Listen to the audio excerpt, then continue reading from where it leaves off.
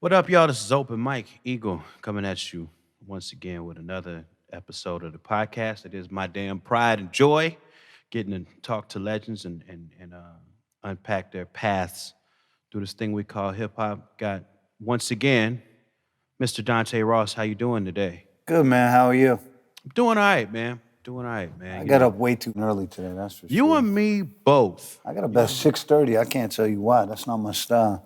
You know what? I've been having to get up at 6:30 because I got to take my son to school because they're back in school now. So I gotta do something about what time I go to bed because there's no Yeah. getting around this early rise for me. Yeah, I was up to like 2 writing, so I'm just a little spacey. But and I woke up and I went right back to it. I was like, man, I gotta fix this. So That's good though. That wake up in the morning energy is so good for writing. Yeah, it is. At night I'm sloppy when I write, so daytime I write a little better, I think. I hear that. Well, today we're going to talk about another brilliant hip hop writer, somebody whose career you were there at the beginning of. So I'm real eager to hear about that. We're talking about Del, the Funky Homosapien. Love that guy. I mean, It's Del always is. good to hear. It's hard to talk about Del without talking about Hyro because it's all one thing to me, and I met them kind of as a collective. So when I talk about Del, I'll probably end up referencing Hyro a lot too. Yeah, because that's part of what's interesting, right? Is that Dell has these solo albums. Souls of Mischief happens around the same time. Yeah. And you have the bigger collective of Hyro. So I'm real interested in how all that started. How did you end up meeting Dell? I met Del because I was friends with Ice Cube, and Ice Cube and me were. I was convinced when America's Most Wanted came out. I knew Ice Cube. Well, let me backtrack. I knew Ice Cube from NWA. Right. So I'd met NWA in LA at World on Wheels. No, Skateland, sorry, Skateland. Dre and him, and I don't think Dre knows who I am nowadays, but I knew them, and I was like one of their first fans in New York. New York dudes wasn't really fucking with them, and me and a guy named Dave Funkenklein loved NWA. We thought Dope Man was so dope, and I thought Easy. I just thought it was so good, and I was vocal about telling them how I liked their music. So me and Cube remained friends. He came to New York. He didn't really know nobody. He didn't have a winter coat. I went with him to buy a winter coat. He had like a little ass Raiders varsity. I was like, it's winter in New York. That shit ain't cutting it. We went and bought a coat at like I don't know, somewhere. We got him like a Woolrich coat or some bullshit. And they did the Urban Teen Awards, and people didn't really know what to make of them. They had Jerry curls, but I was a fan. So if you look at the first NWA album, they thank me as Dante from Tommy Boy. That's dope. So I was friends with Cube, and we always talked about music. And he was like, "Yo, I got my cousin, and I think you're gonna fuck with him. He's kind of like a De La Soul Digital Underground. I think he's your cup of tea." So I tried. Oh, I forgot. I tried to sign Yo-Yo. Oh, And interesting. I lost the Okay. deal. So when I lost Yo-Yo, he kept in my ear, and he brought me Del. What I did know is that Del was writing Yo-Yo shit. I didn't know that. Oh, I didn't know that either. I did Yeah, read that Dell was writing stuff for like Lynch Mob. I didn't know he was writing He wrote for stuff. him, I too. think he might have wrote part of You Can't Play With My Yo-Yo, if I'm not mistaken. He definitely wrote some of Yo-Yo shit. He definitely helped the Lynch Mob, and he helped work on, I want to say, Alive on Arrival, and I could be wrong. Domino knows for sure, and Jackin' for Beats, and that was his idea, Jackin' for Beats. So Cube came to New York, and my boss, he was in Rolling Stone. He was the talk of the music industry. He was, the most dangerous rapper alive, or whatever it was. And my boss dug him, and we did a deal for Del. Or I decided I want to sign Del. So I went to LA and met Del, Jinx, A+, and Cube at my office. Jinx and Del were going to be a group. Jinx somehow got pushed out the picture, and Pooh ended up filling that slot. And I signed Del. DJ Pooh, Yeah, and his demo had Dark Skinned Girls Are Better Than Light Ones. which is a wild song. Simple as it sounds, is as simple as it ought to be. Light-skinned girls like the dark-skinned quality. You don't understand? You want an explanation? Well, let DL release the frustration. That song is wild as hell. I want to say I don't know what else was on. That's the one I remember because it was so fucked off. And I was like, that's such a fucked up song. I was like, this is great. So I ended up signing them. And I have lots of family in the Bay. My dad's from the Bay. I got my sisters out in my sisters out in the Bay, and I have a lot of people in the Bay. So it was also cool because I was like, oh, I could double dip. I get to be in the Bay and see my family. And I was a skateboarder, so I had lots of skateboarder friends out there. San Francisco is where I'm born. It's really my second home. I was born there. I spent summers there, and I have a lot of love for that city. So it was cool. I got to go out to Oakland and work with those guys. And I remember Cube picked the first single and I was against it, Sleeping on My Couch. And I was right. It turned out I was right. I thought Dr. Bombay should be first or one of those songs. And it wasn't. It was, it was Sleeping on My Couch, which I didn't particularly love. But prior to that, I'd already gone to, I'd been out to Oakland, not to Oakland, to LA, and worked with those guys at Echo Sounds, and I arranged George Clinton to get on the record, and I flew him out there, and it was cool, and those guys were like, oh, Lynch Mob are real live fucking gangsters. And DJ Pooh, I already knew him because he had done the LL Cool J shit. I knew him from New York, from being in the LA posse. Pooh was my man. So it was cool to be with Pooh. I already knew him, and Cube was cool, and it was a good vibe.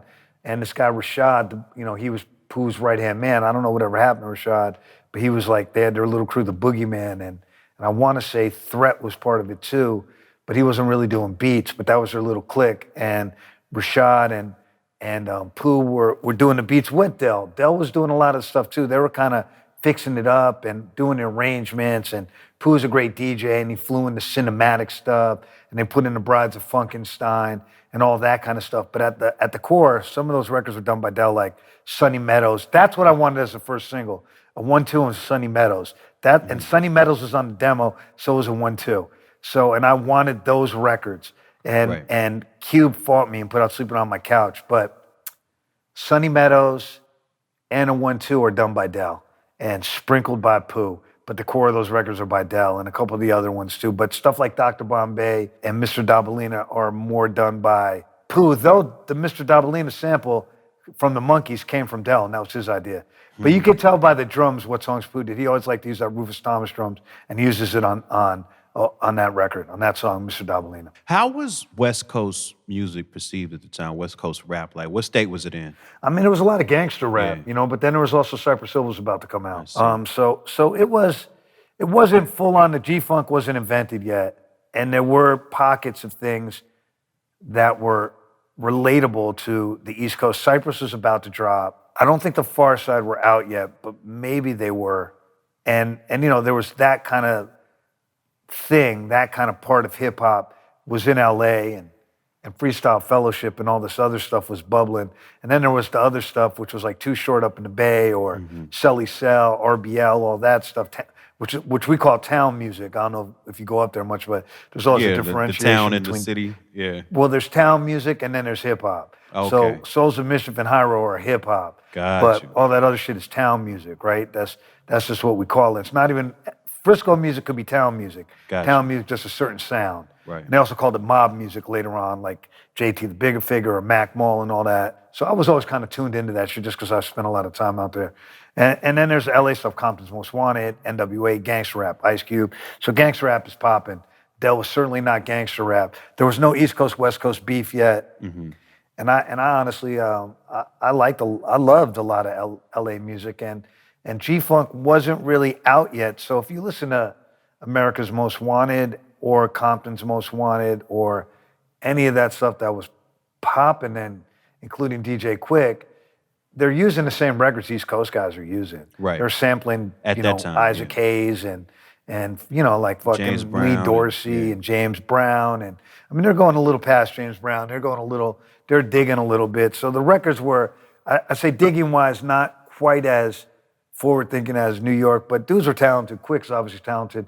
Pooh was really talented. Muggs, Dre. I mean, there was a lot of talented cats out there, and it was more parallel. Its own identity musically, not necessarily content wise, hadn't necessarily been established yet. Mm-hmm. No, Dre changed it all when he did G-Funk. So you said Ice Cube kind of pushed back against you and ended up having a say in what single got released. What was Ice Cube's like official position in terms of the album? Like what was Well, he was the executive producer, and Del was signed to Street Knowledge, his record label. So it was signed to a production deal. Got you. And so Dell is 18 when you start working with him? Man, he might have been 17. 17. He was right So the out album of high probably school. came out when he was 18. Yeah. So what made you feel like just knowing him that he was ready, to be a star and kind of have this like solo Well, career with I trusted Cube a lot. I trusted Cube's vision a lot on it and kind of followed his lead. But in getting to know Del and Hyro, I was completely enamored by how good they were at rapping. So I'll tell you a couple of stories. I introduced Domino to Hieroglyphics. Okay. So I met Domino in a record store called Groove Merchant. My friend Mike McFadden and Jody, they owned it. And they had a huge, it was like one of the first dedicated to rare groove, breakbeat, soul, funk, collectible, sampleable records in the whole country. So I went to this store every time I hit the Bay, which was often. I love the Bay, like especially back then, there was like really good energy there. I liked the Bay better than LA at that point.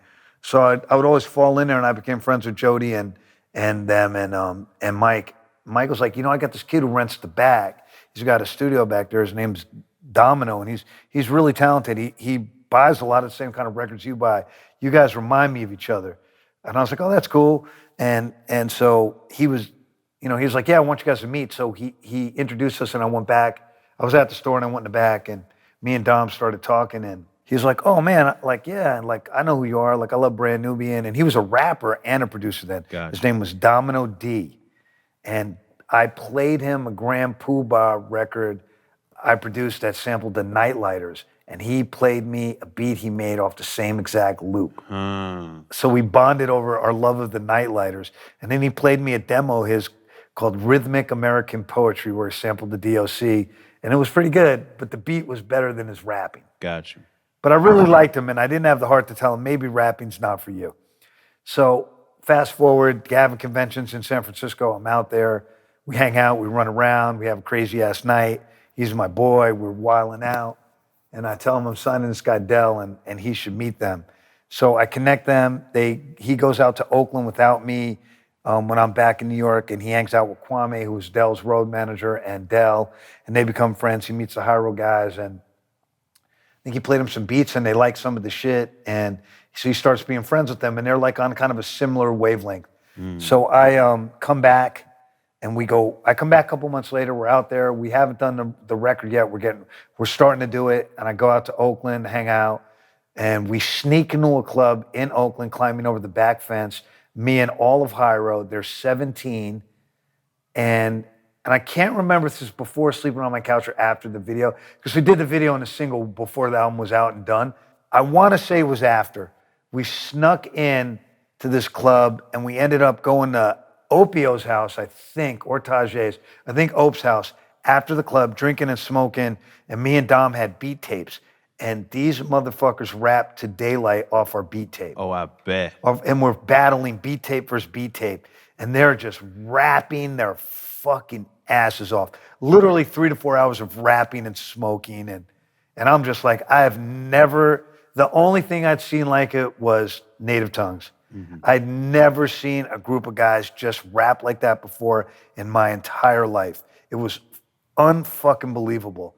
If I had a cameraman, this thing would be priceless. We drive back to San Francisco, and Dom told me, I think I'm going to stop rapping and just make beats. And I said, I think that's a good idea. So he ends up becoming a central figure of their crew and the manager, and rocks with them forever. I will say that, and I think it was before this, I was in the backyard of the Sleeping on My Couch video, and 3 things amazing happened. One, they all capped on Del, because they're like, that's not even a tight song, Del. And dudes starts snapping and the whole thing, and Pooh and Cube are there, and everyone's snapping on each other. Everyone got jokes, and dudes are like, yo, you're Ice Cube? You ain't even got the sag. Like, you ain't even sagging, gangster. And he had cut his curl, like, where's the curl at? And everyone's like, what happened to your gangster? And Pooh was just capping on everyone. He's so funny. Dudes are snapping so hard. And then a freestyle session breaks out. At the video shoot. Yo, someone has a boombox, they're rapping, and Casual puts on a fucking clinic. And he starts rapping about shit in the backyard. I'll take that clothespin off the line and da-da-da-da-da. And I was just like, who is this guy? Yeah. He freaked me out. I'd never heard anyone freestyle that good off the top in my whole life. And I'm a guy who goes to Stretch and Bobbito all the time and watches everybody. He was the only person I'd seen close to him at that time was Curious. Because Curious could freestyle his fucking ass off. That was the only thing I'd seen like it. I remember that, and I remember all of them rapped, and they were so young. Festo came from high school to the video shoot with his knapsack. Damn. That's how young these guys were. And A+ is a little kid. And I believe that's before we went and snuck in the club. So I signed Del. The record comes out, or is getting ready to come out. A 1-2 starts to get played in New York. People play the B-side. That's a great song.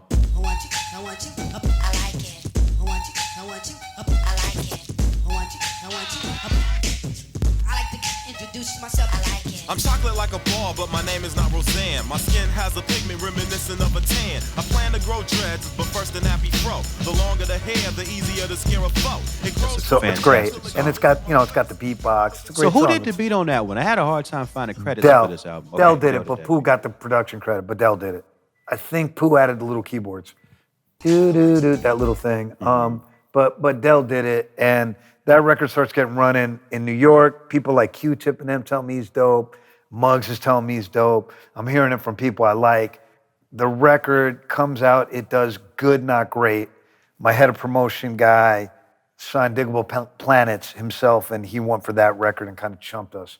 Okay, and so they weren't really pushing it, and it was around the Yeah, same they didn't time. push it like they should have. It could have been bigger. And what started out as Cube's, in my mind, version of De La Soul had become Cube's version of Digital Underground. Interesting. With the funk Del- and all the stuff that came along with it. Yeah, and Del wasn't happy about that, in all honesty. It wasn't really... Let's chat through the singles for a sec. Yeah, sure. Mr. Dobalina, I remember this when I was a kid. Like, that was like a big song.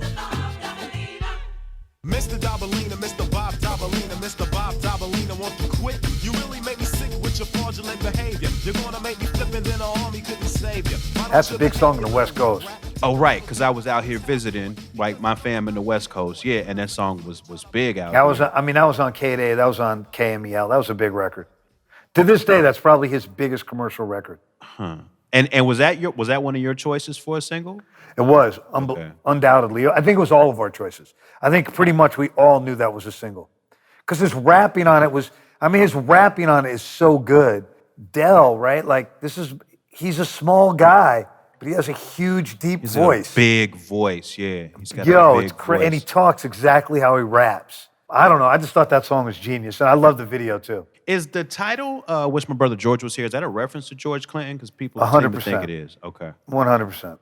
And George Clinton's he's narrating the record, right? There's nothing harder to stop than that whose time has come to pass. Tell the Funky Homosapien said.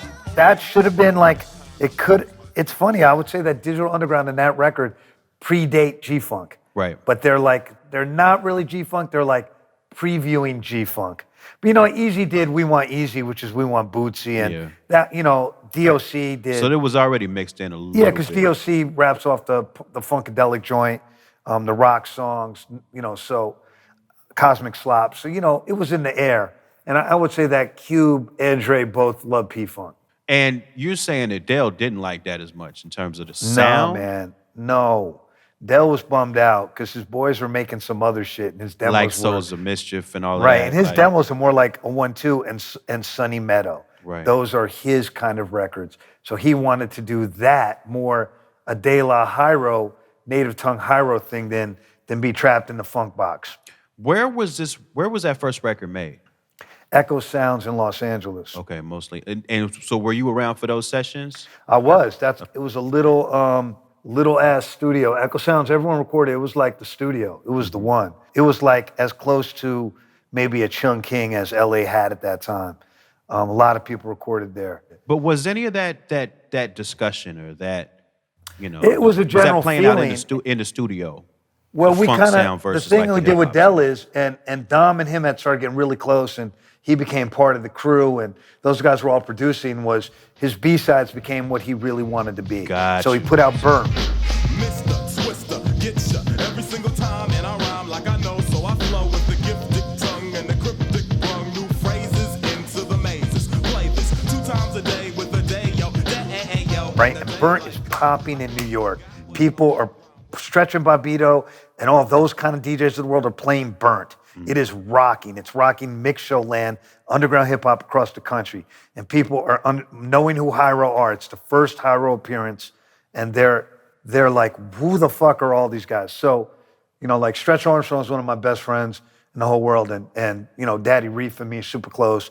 Stretch and Bob, that's fam, all these guys. We had our little crew. It's like me, Rob Tulo, who's Daddy Reef, who produced What Up Gangster for 50, way later on in life. Me, him, Stretch, Bobbito, a couple other cats. This dude Nick Weston, who's a video director. You know, that's Curious. That's like a, you know, Doom. That's our little home team. Like, that's our squad. So Gavin is in San Francisco and Reef and them is there. So I want, Reef and them are doing A&R at Big Beat. So I should have signed Souls of Mischief, but Del hadn't popped yet, so I didn't know if it was going to be an easy sell to sign him. But I was like, yo, you should fuck with my boys. They're super dope. And it was Souls of Mischief.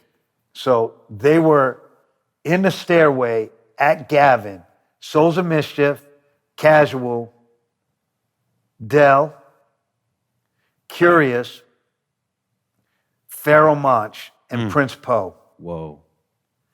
All freestyling. Ooh. And it's one of the craziest ciphers I ever seen in my whole life. We were right in the stairway at Gavin, smoking blunts, off the lobby, freestyling. And motherfuckers got so fucking busy. Stupid, dumb, stupid busy. And Del and them, I mean, Reef and them was like, yo, we gotta sign the boys. And I was like, yo, let's go up to the hotel room and smoke out and talk about it. I'm gonna hook you up with them. We all went up there. And they decided, we're gonna sign Souls of Mischief. So look, those are my people, and I wanted to throw them the rock, right? Like Matty C threw me Old Dirty Bastard rock. I was like, let me throw the rock back. Matty C's part of our crew too. The infamous the legendary Matty C, one of the greatest A&R people of all time, and my brother for life. So that's our little crew. I passed the rock to them. They're supposed to sign Souls of Mischief. They try and get the deal, and they battle, and they lose the deal to Jive. And Sophia Chang comes in and gets them with the captain, my other good friend, Sean Karasoff.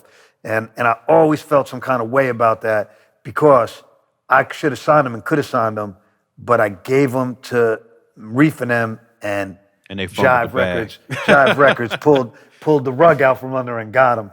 And you had previously... Credit to Sophia Chang. She hung in there hard to get them, and she got to know the guys really well. She put in the work, but I wish they had signed the Big B because I wanted my boys to get it. And that sounds similar. I think you had tried to sign Tribe back in the day, and Jive ended up getting them, right? Was the 100%. same folks involved? Like, nah, Sophia had nothing to do with signing Tribe. Okay. That was all Barry, Jeff Fenster, and the captain. Yeah, then Sophia, I don't think did A&R then at that time. Got you. On the song, Pissing on Your Steps, he gets at Vanilla Ice, which is something people did a lot. But then he also gets at Hammer. Yeah. And being in the Bay, that seemed like a dangerous kind of move. The boy with no talent using step 1 and step 2 to keep the show valid. Let's have a vote and try to register our ballot and realize a hammer's just a mallet. You know what's funny? Hammer never stepped to him and nothing ever happened. That's so interesting to me. You know, I don't, so we talk like, I'll touch on Hammer lightly. So all that shit with Third Base, man, if you talk to Pete about that, like, he never tried to put a hit out on them. He definitely flexed on them, but Pete is like, that shit never happened. So it just kind of trumped up and became mythology over the years. I mean, Search told the bullshit. It just never really happened like that. And there's a video of Pete and him arguing about it, and Greg Mack also put the thing out, and the tape is online. You can hear it when they're talking. So, Search made a mountain out of a molehill with that one. I don't know if Hammer was like, I think that's small potatoes to Hammer, I don't know Hammer, so I don't know. Got you. He seems kind of cool. I think because of the stories over the years, you got the sense that Hammer was really stepping to people at that time, but maybe that wasn't the case. He also, Del, says something about not being with the Daisies on that song. No doubt, it's not a mean fellow. Just because I wanna turn your dance shoes yellow. See, I'm rather mellow. Some call it lazy, me and myself. And I ain't with the daisies. Yeah, I don't know what that's about. Maybe Okay, he I just was got wondering, sick was of that being. like some De La Maybe he shit? got sick of being compared to De La Soul. Gotcha. But nothing ever came of that then. It was Nah, no they're people- underlying beef that you Nah, knew. he was like, I feel like Hyro was, damn near in native tongues. They're like their cousins. That's my cousins from Oakland. So the album does come out, and you say it does okay, not great. It does like 300,000. Okay, which is, at the time is like fine. Right? That's cool. It's good enough to do another record. Right. And was that the case? Like, was it the kind of thing where if it failed, y'all wouldn't have did another record? If it did great, you would Yeah, sign up for most of more? the time, if any record fails, you don't do another record. That's the Well, then you business. had a lot of success then, because I feel like barely anything that you had anything to do with didn't get second and third records. I think it all recouped, and that was usually success. And my boss at the time, Bob Krasnow, really believed in me. And we got great critical response on everything, and he was a big fan of critical response. He believed if you had critical response, the people will come. Gotcha. If you make great music, the people will come. Do you believe that to be true after all your years in the business? I believed it. I believed it then. I don't believe it now. Yeah, Now I don't think it matters. that's real. Did Little Pump, did any critic ever like Little Pump? I don't If they think did, so. they were like a white dude who worked for Vice and were like, fucking and like, they "Oh, invited it's-" him to a party or some shit. So the album comes out, doesn't do that great, going to working on the second one, and the prevailing sentiment is that Dale didn't like the funk sound of the first one. Yeah, he was tired of it, so he had his B-sides. And I remember it came to a head during Dr. Bombay video shoot. But we get eye examination. And that is hieroglyphics all day. I never had real friends till now. I never had to steal ends, cause that's foul. I walk the streets with a baseball bat feeling secure, but I try not to incite fights that's immature. Right, that feels like where they're all gonna go. And he goes there, and ironically enough, Souls of Mischief being hieroglyphics, not this kind of thing that someone a suit that someone makes you wear, which I don't want to say Ice Cube fully did that to Del, but he definitely shaped the sound. They are more successful than Del because they have a record that feels exactly like Hieroglyphics is going to feel, called 93 to Infinity. And that hits. And that hits. That's a hit record. And that's right, a record, they yeah. played that shit in the tunnel. They played that every single club you went to anywhere. That's one of them records like They Reminisce Over You that always got played everywhere. And then how did that affect, because y'all are making the album, or the album's about to come out when 93, like what's the timeline with 93 is 93 coming out? afterwards. 93 Okay. comes after Del. After the first album, though, not after Yes. the second one. Right. Right. So Del and Cube kind of fall out. Del's going to do his own shit. He don't want to do the funk shit. 93 to Infinity is a hit song in the interim, and Del's going to do Hieroglyphics. He's not going to do that funk shit. He's gonna do his own thing. So what were the conversations with you like, or with the label like, about changing the direction? I was for it because I saw Souls of Mischief were successful. So I was like, cool. I didn't want to move I thought he moved a little too far away from the first record when he made the second record at the time. And I may still feel a little bit like that, but that record is a very good record. And I think a landmark record for underground West Coast hip hop. I think No Need for Alarm is a fantastic record. All-time banger. I wait to see your skull vibrate. When I bury the hatchet, I hope you catch it. I'll attach it to his focus. When I broke his head in half, feel the wrath on my behalf. I think it's better than the Souls record, but it doesn't have the hit song. Right. And the thing about No Need for Alarm specifically is, to me, that song, like that beat feels like Hyro. Like that's like the first song I ever heard from them that was like, oh, this is that gritty, that casual bass line. Like, I'm like, okay, yeah, this is that sound. It's fucking the Fifth Dimension drums knocking. Yeah. It's complicated a little bit. I'll explain. So Del sent me the demos, and Ice Cube had them too, and they were super unstructured, no hooks, Just rapping. rapping, super long bars, not structured, but the rapping was amazing. Yeah. I bumped into Ice Cube at the Hit Factory. I said, what are we gonna do about Del? Oh, we had talked about Muggs maybe producing a record. Del, we never even talked to Muggs about Del. Was like, oh, hell no.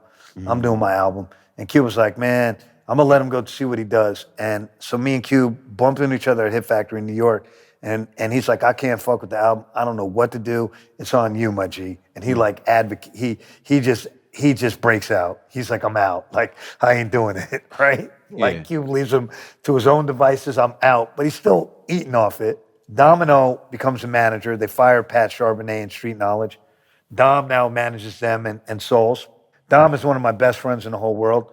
So I talked to Dom, and I have a heart-to-heart with him. I said, the record's not good the way it is, but it has some redeeming things. And if he's willing to do the work, I think we can make this record palatable. He says, what do you think? And I said, I'm going to dissect the entire record, and I'm going to get back to you. I dissected the entire record over a weekend, maybe 3 days. And I really literally was like, the bar, the verse ends here, the cook comes here, literally on paper arranged the whole fucking thing. Wow. I sat down with Dom and I went over it. And I said, what do you think? He said, I think this could work. Let's see how Del feels. Del was like, okay. And was like, agreed with like 90% of it. We went into Battery and it reformatted all the songs between Battery and Chung King in 2 weeks and mixed it. During that time period, we also did Boo Boo Heads and Treat for the Kiddies in 1 day. And that's the SD50s joint. I'll admit it. Someone before must have shitted down your neck. Boo-boo head, what can you do dead? With lead instead of the murder, I'll just tell everybody what I heard of. Word up.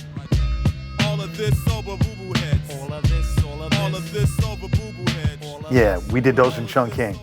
Because I was like, you need a couple songs. And I didn't really like Treats for the Kiddies. I mixed it fucked up. It could have been good, but it wasn't that good. But Boo Boo Heads is fucking great. And we made the album, and it was what it was, and it got a great critical response.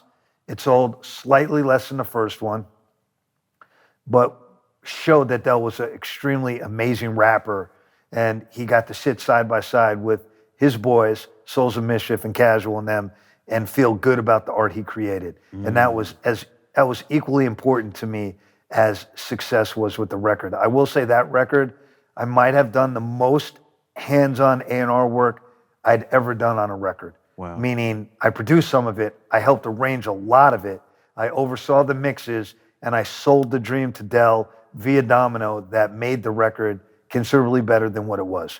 That one I really did a lot of work on. Because if you listen to the record, I think compared to the first one, there's a lot less songs that are like about specific things and more just barring out. Yeah, it's just rapping, which is probably part of the appeal and part of the downfall of the record. Yeah, and it's interesting to think of that as much as it sounds like mostly just rapping, you're saying before you got to it, it was even more rapping. Like it was way more. And, the thematicness, was provided by Cube. Cube provided a lot of the thematic stuff that happened. Was there any weirdness with Elektra from Cube not being as much of a part of the second album? Not really. They were like pretty hands off. They weren't really paying that much attention. Nah, not really. Did the fact that he was doing more Hyro-like music, did that make the second album hit in New York any different than the first one, even if it wasn't an overall better seller? I hit better. Yeah. I mean, Stretch and Bob played the shit out of it. It was like in that world, it was like a Fat Beats classic. It went right into the underground of New York. Like those guys all loved it. I think LP was like, it's one of his favorite records of all time. And I think that all those kind of Cannibal Ox dudes and all that kind of world of Fat Beats backpack rap loved it. I think it was like, it's one of the records that probably is on the holy grail of backpack rap. Okay, so you didn't sign Souls of Mischief. I didn't sign Casual. That was my next question. And I tried to sign Casual, but like late, kind of half-heartedly. And he should have signed with me. I did a million demos with him that have never come out. And he was also my really good friend, and I thought the best rapper in Hyro. right, hold tight. My rhymes are bright, bold light, shining on MCs who bite, impairing eyesight. Quite a few niggas feel it, but conceal it. I need to get a club to stop them from stealing it. Some of them high road principalities. Gotta light it up with the pyro amongst dry leaves. Yeah, he's incredible. And an Yeah, he's excellent incredible. producer, too. And I worked with him a lot. His demos were better than his album. That's the other thing. Souls of Mischief had one of the greatest demos ever done. Their demo was phenomenal. Cab Fare was on it. 93 was on it. That's When You Lost were on it. The fucking demo was ridiculous. So they had tentpole joints on the demo. So they the were shit already... was ridiculous. Yeah. And Casual also had a phenomenal demo, and several of those songs did not come out on the demo. On the album. I mean, it was Yeah, like on sample the album. clearance stuff, or... Sample clearance, he just got tired of the songs. Mm. You know, like the Brawling Broads one, the Roy Ayers sample, and that was on the demo. A couple of songs. I think I Didn't Mean To was on the demo. And I had so many songs by him and had done so many songs to him. We had a song called I Got a Lot of that didn't make the album. They couldn't get the sample, and I redid it. And for reasons unknown, Sophia didn't put it on the album. I always thought it might have been personal, but I don't know. It never ended up on the album. So when this second album came out, where did that fall on the timeline of your relationship with Elektra? Like versus the KMD stuff and all of that? So after that, my boss Krasno there, and he loves me, but when he gets the boot, Sylvia comes in and she's not really feeling me, doesn't like me particularly. I'm also kind of like a live wire. I don't bow down very well. She didn't like me, and she did tell me she was going to keep Del on the roster. We kept Del. She didn't drop him, and then, she had some quirky suggestions as to who he should work with, like Jermaine Dupri and Battle Cat, who could have worked, actually. Battle Cat could have worked, for sure. Could have worked. Just some weird-ass ideas, and I think the guys, Scheme Productions, are the guys who had done DOS Effects, and I was pining for Prince Paul. If we had to get one guy, I wanted Paul to do it. That sound, I could just even hear that. I can hear Yeah, his it would have voice been over cool. Paul's Paul and Del production. together would have done some weirdo cool shit. But I left the label, and Del gave them what became, I think, Future Prophets, parts of it, and he was unceremoniously dropped by a registered letter, is what I heard. Damn. So what year did you leave? I don't know, the year I left. I can't remember. 96, early 96, I think, late 95, 96. The year I wore a lot of Carhartt and smoked a lot of weed. Oh, man. That year. That's some straight LA shit, man. We're in Carhartt was big in New York, too. Okay. We wore it different. You hear about We the didn't wear- Timbs. You don't hear about the Carhartt like that. Yeah, we had Tim's, a Carhartt. I had a gold chain on, and I don't know. I was running around the streets. I was definitely a super live wire back then. You ever end up working with Del again after that Yeah, I second did. album? What did y'all end up doing? Yeah. We did Del Meets the Dummies for my record, and we made a bunch of songs. I got a bunch of songs with Del we never put out that are cool. I got a gang of them just sitting there, and a bunch of cool casual ones. I put out a couple of the casual ones. I put out Del Meets the Dummies. Used to say you rap all the time, and now they swallow nuts. I did an album with Dante Ross, Elektra complaining about amounts they lost. I did a record for NBA 2K Live, or one of those, called Teamwork. The point of the game is to score baskets, not to lose. You look stupid. It's on YouTube somehow. How the fuck that happened, I don't know. But yeah, I did those records, and I did another one with him, and I did a really cool one with him, Pep. No, it's not. That's Casual, actually, yeah. I did a crazy one with Cash and Pep and Opio, I think. I mean, I have songs. I have like a fucking gang of songs with all those guys just sitting on my computer or like on a drive somewhere. You got release plans but for all I that think stuff? the only one I ever released was Del Meets the Dummies. You got Which plans? he kills. You're gonna spring all that stuff on us one day? You're gonna open up the Yeah, the I think vault? before the book, what I'm going to do is I'm going to do a like GoFundMe where you get extra shit. Like you'll get a flash drive with all these tunes, and you'll get that for contributing to my GoFundMe, so I can make some content that go along with the book and hire a real independent publicist. Yeah, that's exciting news, man. So I'm going to do vinyl on it too, and it's a bunch of Hyro songs and some Sadat songs and some other shit. What do you think? And you touched on this a little bit, and kind of in conclusion, you said something I just want to unpack a little bit. You were saying that second album especially was really important for West Coast underground hip hop. What do you think the legacy of that album is?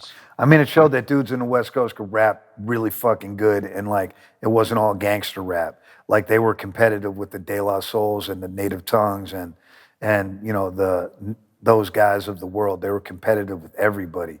And you know, Oakland, particularly the Bay Area, thought of it as like too short land, right? So Hieroglyphics definitely were like, nah, we rap as good as anyone in the whole world. And I think that's what it said. It said people in California are really lyrical and can really rap. You know, we had the Far Side and Freestyle Fellowship and other people contributed to that kind of thing. But I always thought that when it came to straight rapping, Hieroglyphics were the apex of that to me. You know what else is interesting now that I think about it too? I think that Hyro was one of the best combinations of super lyrical dudes and dope production though. Yeah, I always thought that A+ in particular was a fucking really good producer, as was Domino and Casual. So that's 2/3 of the crew. They're all pretty good when I think about it. And then Del made a lot of his own bangers too. And Del as well, you know. I mean, Domino, I think on that second album really shines. Yeah. No Need for Alarm is the song. That shit is so fucking good. Yeah. That fucking beat is so crazy. It really is.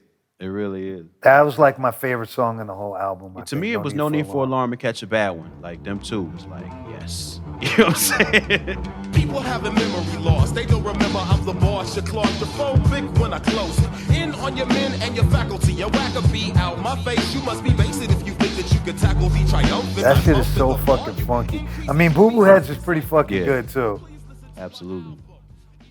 Yeah, I mean, and I threw Curious on the intro, and Curious and those guys and Doom would all hang out a lot and smoke out and just rap, you know? Mm-hmm. So it was always cool to, you know, see those dudes like rock, and it was always fun to be around those guys. And the sessions when those cats were in New York were, you know, CM Mob was always in there, and if we're in California and Oakland, Curious was always with them, and you know, Stretch and Bob, particularly Stretch, was really tight with the Souls too. We were just, you know, that was a fun time, and we all were like, those were our West Coast cousins. Like, those are the guys we're out there. That's who we fall in with, those cats. That's what's up. And vice versa. Well, that's amazing, man. I do think that's very important music, and sometimes it's hard to put that in context, you know, how important that stuff is, because it's hard to, you know, if you weren't there, like experiencing that stuff, you don't realize how important it was to hear a record with that quality, with that kind of rapping on it, coming out on a major label, like with, you know, big singles and big budgets. Like, that type of stuff inspires generations of rappers. You know? I mean, the other thing I always think is so cool about Hyro is I feel like them, much like the Beastie Boys, they shifted the culture of rap. Mm-hmm. So they're like, obviously the Beastie Boys do it first, but it's cooler when Hyro does it because they're black. So Hyro ends up with songs in skate videos, right? Mm-hmm. Unquestionable. Mike Carroll skates to Burnt, and then Javante Turner skates to, is it Lose in the End? I think it's Lose in the End, or Fear Itself. I think it's Fear Itself. He skates to it, and then I think there's another cat in one of those videos skating to also Hyro. So Hyro's in these big skate videos, and it aligns skateboarding with rap music, and it's a particularly Bay. Those guys are all Bay Area guys. We knew them all. They were at the early Hyro shows. Javante Turner was good friends with all of us. Mike Carroll was our boy. So like, we're at those shows, and in the audience are like the best skateboarders in the world. And those kids I'm talking about they're the Bay Area version of the kids who become kids. They're like, you know, they're those guys. And they're the greatest skateboarders in the world at that time.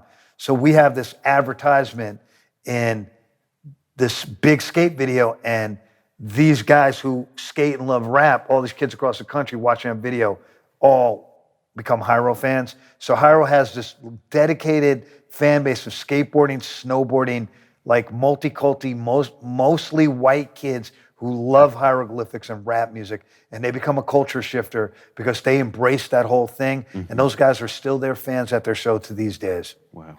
And allowed them to tour like an indie rock band. So they toured in a way, a hard ticket way that no one toured back then. They were nonstop touring, almost like a rap Grateful Dead. And they would do a Hiero tour, which would be Casual, Del, Souls. And they'd all go out. And then they put Third Eye Vision out together, which sells 100,000 copies on their own. After they all get dropped by major labels and they have a big, independent, successful record, they tour behind that. And they bring that whole kind of cross-cultural exchange together with them on the road. And I think that is also something that I'm endlessly proud of having been involved in peripherally and to see happen. It was like me and my friends in New York growing up skateboarding, we listened to Run DMC and LL and Public Enemy and the Beastie Boys, and we went from punk rock right to that, and that was our shit. So this was that same thing 5 years later, 6 years later in a different city, but it was the same kind of energy. These guys were like into all this other shit, and they ended up loving rap, and this was their soundtrack for skateboarding. And I thought that was so fucking cool. It kind of made it okay for all skateboarders to listen to rap music. And you know, it's important because I always think like skateboarders and rap cats are like the craziest motherfuckers in the world, so they should all go hang out. Right, that overlap is crazy. Yeah. And that overlap has been responsible for the success of a lot of artists. So I think that is a really good thing to unpack. You know what I'm saying? I mean, certainly the Beastie Boys, right? And then I think Hieroglyphics they're in that thing. Cypress Hill was in that thing. Yeah, and a lot of the LA Underground cats too. Like you look at a lot of the Freestyle Fellowship, like a lot of that culture, that skateboard culture and underground rap specifically, like there's been a very important overlap, and I think it's really good. I mean, right, Fat Beats kind of kids of the world, Yep. like, you know, they were probably going there with the skateboard. And I always think those kids are like my little brothers because that was me and my friends. Yeah, man. You know, we were skateboarders who loved rap music because it was fucking hyper aggressive and punk rock got corny. And so we moved over to rap. And so seeing that part of it, like the cultural angle the Hiero has, and they built this whole kind of, you know, how they were one of the first groups to really understand how to market on the web. And they had, you know, Hiero Imperium and all that stuff. Those guys are super duper duper fucking smart kids. And I don't think, as much as they're not town music, I don't think anywhere other than the Bay could have produced. Yeah, right, because they're like, you know, the level of intellect and militancy combined with gangster shit in Oakland is like nowhere else in the world. And I think they're really reflective of being from Oakland. And, you know, I thought that was super cool that they all got their messaging out to the world. I'm always proud that I was part of the thing, and I'm still really good friends with all of them to this day. And, you know, that I got to connect them with Domino. They're one of the groups, you know, I'm friends with all my old groups for the most part, but they're like one of those, you know, look, Tajay and Domino were with me at my dad's memorial. You know, like, that's my relationship with them. Like, I fuck with them super hard, and those guys stay at my house all the time when they come to fucking New York. Even when they come to LA, Del and Dom stayed here when we went to see the movie mid-90s at the premiere. And they were like, come with us to the movie. Like, that's our relationship. It's way more than some other people I know in this world that I love from rap. But we have like something that's far bigger than rap that I have with like Stretch and Curious and a few select others. Sounds like family. It is family, 100%. Like, look, I was in Oakland, and what did I do when I went to Oakland? I was there like a month or so ago, and I tapped in with Dom and caught dinner, and then I hung out with Tajay the next day. You know, that's what it is. It's a beautiful thing, man. Well, I love being able to talk about, you know, important artists, and especially the ones that appear to be great humans, and you got that side of it to be able to tell too. What I didn't tell you is, I forgot, this got to go in there. It's just so crazy. Two things. So Souls of Mischief made an album with Adrian Young. Like, so that album is all based on this thing that happened with me and those cats. We were at a club in San Francisco off Market Street called the Upper Room. I think it was the Upper Room. I could be wrong. It's right off Market. It's on top of Burger King. And it was Frisco dudes. And, you know, look, they were popping. Souls 93 was a hit record. Man, I had a chain on and a fucking big watch and all kinds of shit. And we were in the club, and dudes were, you know, I was probably flossing the hardest, but the chicks were hollering, and we were the center of attention. Saphir was with us. He was still cool with everyone. And he's cool with everyone again now. Shout out to Saphir. I hope he's doing well. Shout out to I know he's Saphir been through a for lot sure. of shit. Absolutely. So we were all together, and we went out. It was feeling, as they would say, mangy. Shit's mangy up in here. Let's get out of here. It was feeling a little tight. Like dudes was catching the vibe. So we went out to the parking lot to smoke, which is right around the corner, literally like down the block from City Hall. I can't make this shit up. A dude rolled up in a van, side door open, like one of those old school vans. Oh no. Motherfucker was like 5'8", 135 pounds, pulled down a ski mask and pulled out a fucking Smith & Wesson 9mm, because I had the same gun. That's why I remember it so clearly, the way it flashed. Chrome Smith & Wesson, pulled it out of his waist and said, this ain't no motherfucking joke. Get on the fucking floor. I'm jacking all of y'all. Yo. And Saphira's with us, and Menace to Society had already came out. It felt like Menace to Society. I'm from New York. It's not the first time a gun been pointed at me, and I didn't have one, and I ran like a motherfucker. And I'm not afraid to say it. Because motherfuckers were not getting my watch or my chain in San Francisco. It was not going to happen to Dante Ross. So I ran, and Tajay, the only person in the world faster than Tajay might have been Carl Lewis, because I look and he passes me by, and we book. We hear, bum, bum, bum, 3 shots. So we run down by a parking lot, like it's, on an incline, and we're posted up there fucking trying to figure out what happened. I'm like, man, I think Saphira because Saphira was right next to us when it happened. And I think me and Saphira were the target, because he had a chain too, and he was flossing. We heard sirens. So we figured cops are there. Maybe we could crawl out from the parking lot. We come up, and Saphira comes behind the car. He's like, get in the fucking ride. I was like, I thought you got shot. He said, no, man, Dom got shot. I think he got shot in the face. Oh, no. Or the head. And we cruise over there, and Dom is there with cops around him, and they're asking him all these questions. And I walk up, and the cops are like, stand back. And he's like, let him in. And I'm like, what the fuck happened? He had powder burns on the side of his face. Can't lie. Powder burn on the side of his face. He said, homeboy came right at me and shot right at me, but shot right past my head. Dang. And I said, yo, that's because you're a good-ass person. Your karma saved your ass. And he was shook up. And then I said, I heard 3 shots. What the fuck were the 3 shots at? He goes, oh, he was shooting at you and Tajay for running. Dang. And I was like, damn. And I was like, what you doing? He's like, man, I'm going to see my mom and give her a hug right now. Fuck this shit. And the cops let him go, and he went. And we all reconvened the next day in Hyde Street Studios, where they always recorded That's in the Catch a Bad One video. And we chopped it up to see what happened. I will say that that's also like the near-death experience we had together definitely made all of us tighter. And ironically, me and Dom were already super-duper tight. Like he was already we were super close, but that whole shit like made us even closer. Wow. So listen to that Adrian Young record, because that's what it's all based on. What if Domino had got killed?